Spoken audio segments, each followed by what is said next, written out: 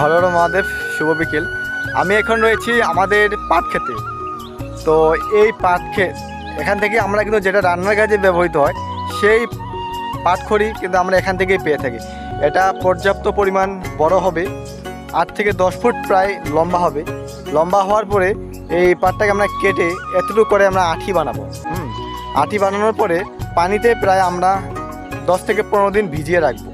ভিজিয়ে রাখার পরে উপরের চামটা কিন্তু একটু নরম হয়ে আসবে, তখন উপরের চামটা আমরা ছিলিয়ে নিব।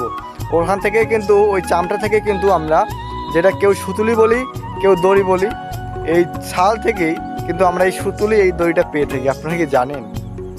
তো এই হচ্ছে সেই পাট ক্ষেত যেটা আমরা রান্নার কাজে ব্যবহৃত করি। এই সেই পাট ক্ষেত, এখান থেকে আমরা পাটখড়িটা কিন্তু পেয়ে থাকি। তো আমরা এখানে প্রায় আমি এখানে প্রায় 4 শতক মানে 10 শতক মাটি এখানে পাট লাগানো হয়েছে। তো আশা করি পাতাগুলো কিন্তু আমাদের ভালোই হয়েছে। একটু কিন্তু মাঝখানে না পাতাগুলা ফুটা ফুটো হয়েছে। তো ফুটা ফুটা হওয়ার কারণটা হচ্ছে আচার পাকা ধরছিল, তো স্প্রে করি নেই সঠিক সময় মতো। তো বর্তমান 2বার স্প্রে করলাম, একটু কমছে।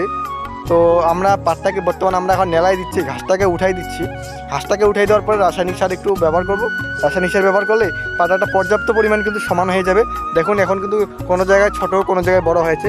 তো সারটা ব্যবহার করলেই সব কিছু সমান হয়ে যাবে এবং কি মোটা মোটা হবে। তো ঠিক আছে, আমরা এখান থেকেই পাটখড়িটা পেয়ে থাকি, যেটা আমরা রান্নার কাজে ব্যবহার করি। ঠিক আছে, দেখুন আমাদের পাট ক্ষেত মোটামুটি কিন্তু ভালোই হয়েছে। তো ঠিক আছে বন্ধুরা, আজকের ভিডিওটা এ পর্যন্তই। আমি চাই আমার ভিডিও থেকে যেন আমার দর্শক বন্ধুরা, আমার ফেসবুক বন্ধুরা কিছু যেন শিখে যায়। আমার কথা হচ্ছে এরকম, আমার ভিডিও ভালো লাগলে আপনাদের সবাই লাইক কমেন্ট শেয়ার করবেন। আমার একটাই ইচ্ছা, আমি যে ভিডিওগুলো বানাই কেউ খারাপ বলতে পারবে না আমার মনে হয়, কারণ আমি শিক্ষণীয় ভিডিও বানাই।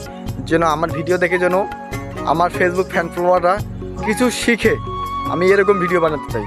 তো আমার ভিডিওগুলো ভালো লাগলে আপনাদের লাইক কমেন্ট শেয়ার অবশ্যই করবেন। ঠিক আছে বন্ধুরা, এই হচ্ছে আমরা পাট ক্ষেত নিয়ে, আজকের ভিডিওটা হচ্ছে পাট ক্ষেত নিয়েই। তো আপনাদেরকে আরেকবার দেখাই ঘুরিয়ে, এই হচ্ছে আমাদের পাট ক্ষেত। ঠিক আছে।